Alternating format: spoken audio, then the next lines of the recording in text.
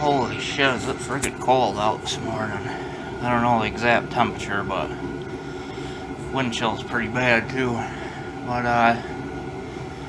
yeah, I got out here. Well, it's not morning, I don't think it's like midday, but do a couple more things. This thing I figured out yesterday. The other KTM motors I've done are the dirt bike engines, so they're a little different. The decompressor on the cam is different. So that piece that fell out yesterday is a decompressor. It broke off of the cam somehow.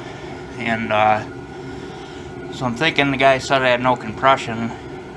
Possibly that decompressor lever broke off or fell off, and the automatic decompression is somehow stuck on. Really quick, a lot of times what I do so that I don't lose the keyway, just set it on the inside of the flywheel, because it's heavy magnet, it's not going nowhere. Just don't forget that's where you put it. Alright, so this is what we got. Oh, I'm just spinning the bearing. The decompression. Alright, that lever goes on the outside here. It's snapped off right there. Centrifugal force speeds up and it throws that out, and this ends up being flat, okay? Now see how it's stuck up only part way, but it's stuck open. So that hits the exhaust valve during the power stroke.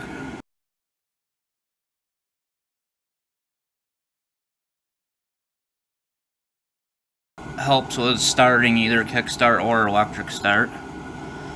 It lowers the compression, and then once the engine starts spinning closer to idle RPM, that flips open, moves this cam so that it's flat and it doesn't open the exhaust valve.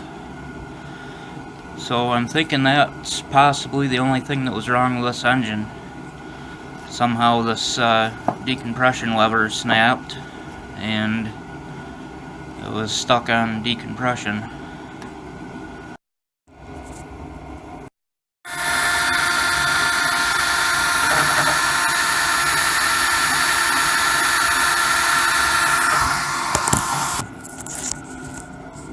Alright, use the drill side till it fits all the way down in the hole. I'm gonna flip it and see if it'll come out. Right, so like cheap tools usually do, the easy out broke off. But if you can see that,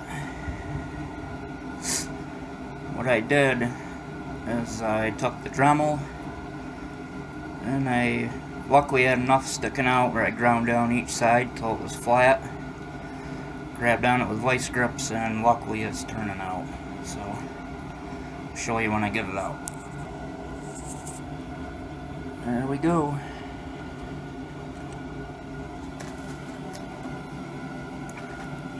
What a headache that tiny little thing caused, huh?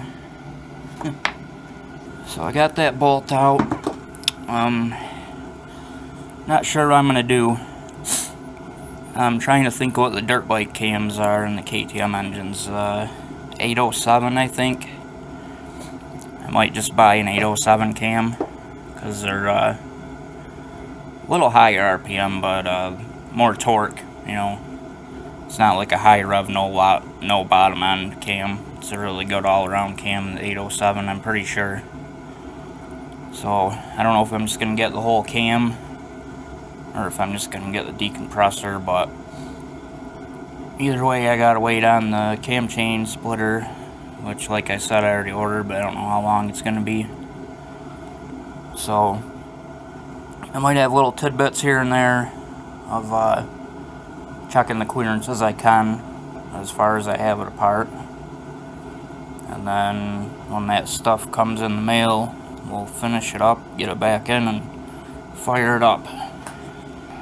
Oh, it's nasty. So, I'm thinking it was just the water pump gasket, because, you know, the water pump goes around the cam on these. So, I'm thinking with whatever happened with that decompression valve, maybe the water pump gasket went too. It definitely looks bad now, but the outside anyway.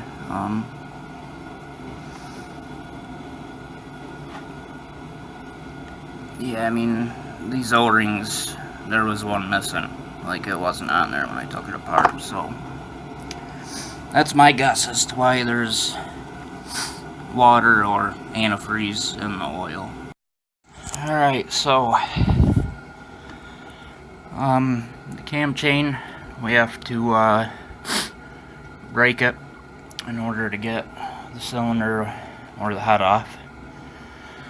I see on eBay going around, a lot of people are saying, oh, you can't even change the cam, or you can't get the chain off the sprocket without breaking the cam chain.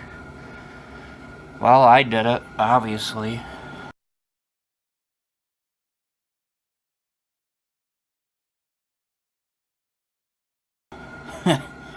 My chain's not broke yet. Right here looks like somebody has replaced this before, because I don't think that's OEM. It's kind of crappy, but anyway, you gotta remove bolts from the sprocket. You gotta take out the outer bearing off of the cam by the water pump, and you have to take out your cam chain adjuster. Okay? Tensioner. Sorry. If you do all that, you can get the chain off the sprocket. You can replace the cam without breaking the chain, which should always be your last resort, to break the chain if possible.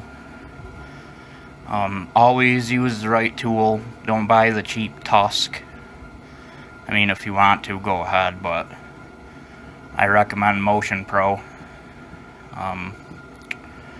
You know, high quality tools do high quality jobs. Cheap tools do cheap jobs. You don't want your cam chain coming apart.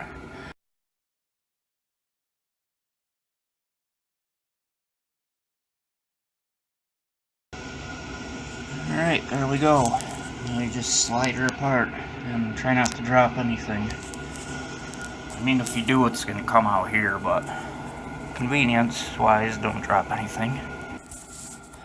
Alright. Cam chain is split.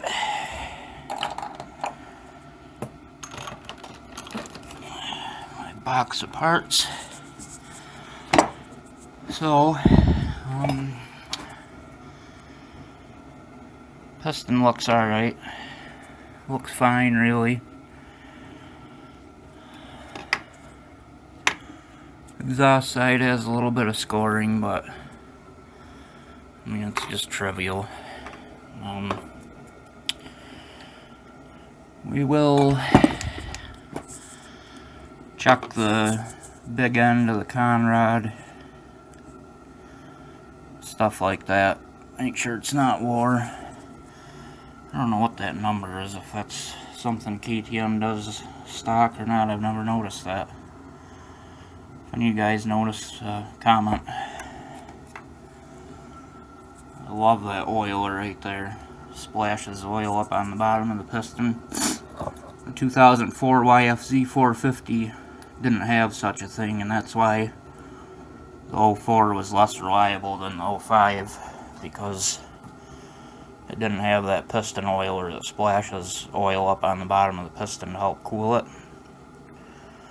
And then I think in 06 they changed the YFZ again to a 449 instead of a 439.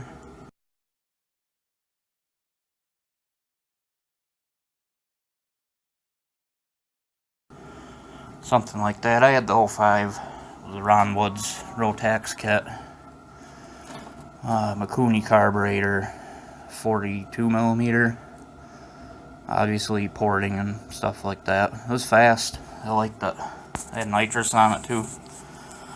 And it's funny, most nitrous bottles, you guys that know about nitrous know that usually the bottle's upside down. Well, some of them have a line in them, so they're right side up.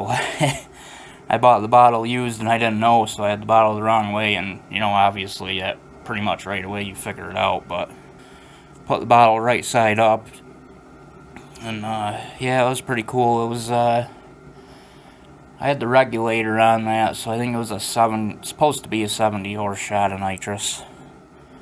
I'd say it felt more like 30 or 40 horse, but nitrous isn't as crazy as people think.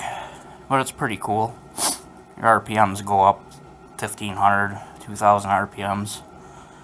It's quite a little pull. Alright,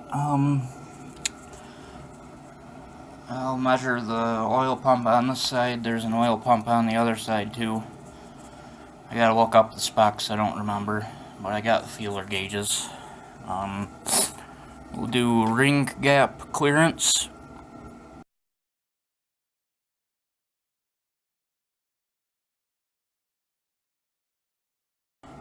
We'll do piston to cylinder clearance. Like I said, big end conrod clearance. I don't know if I'm gonna split the cases and replace the main bearings or not. Probably should. If I was selling it, I would, but see, now I'm gonna keep it for myself most likely. We'll see farther we get. If nothing else is wore, then I probably won't mess with that.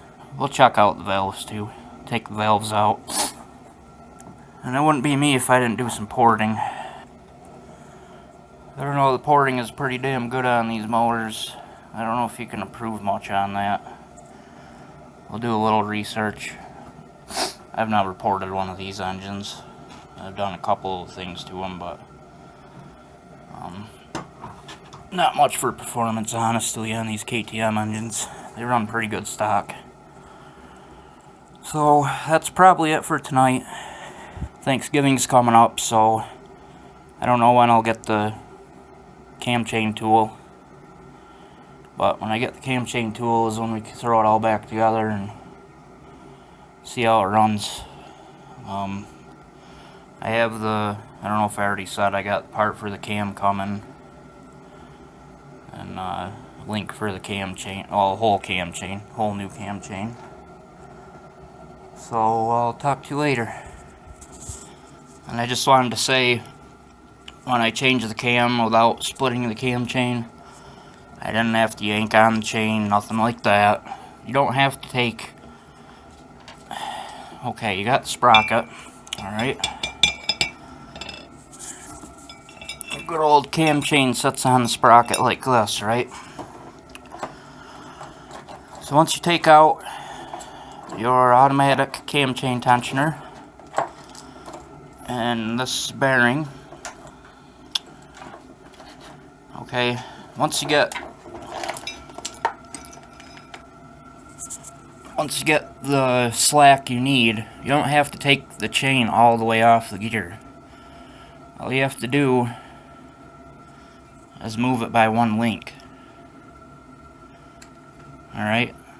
And that changes the timing by one link. So you just move it whichever way you have to go, and then you can pop the cam sprocket back up on the cam. It's that easy, guys. It's not rocket science.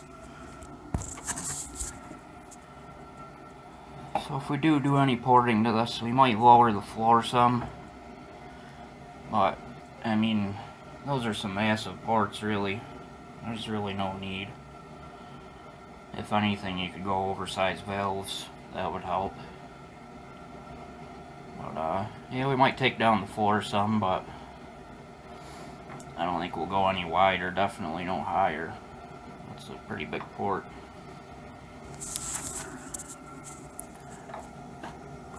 I have to take off the exhaust flange to really see it down in the exhaust, but I mean, I would guess those are pretty big ports too, and a real big difference you can make with some things is port matching the exhaust flange, but this looks to match up pretty good from what I can tell. Yeah, I might be able to do a little bit there though. Yep, I know dyno port on a couple of their Y pipes on sleds, they've gained a horsepower just port matching the Y pipe. For all you performance gurus out there, dyno port is the best, man. Rich Daly is awesome. He's honest. If he can't make power with something, he won't sell it.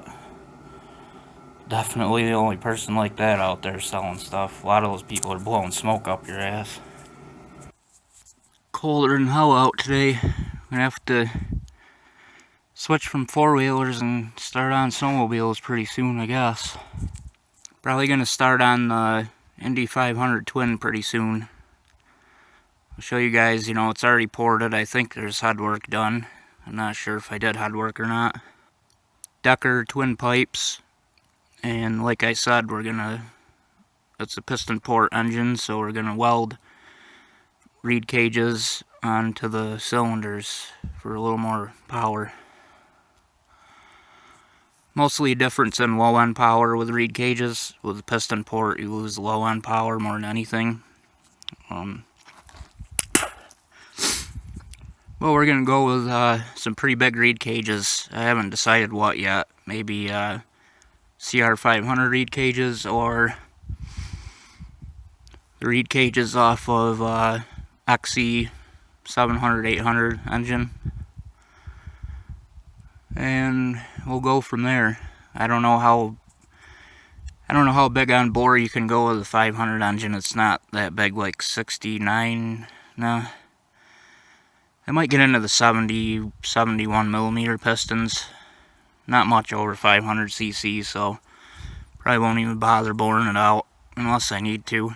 But we'll see if we can get like 100 horsepower out of that thing. It'd be pretty cool. Do some cool clutching. Show you guys some clutching tricks. Show you how to clutch your engine properly to stay at the right RPM. All that good stuff.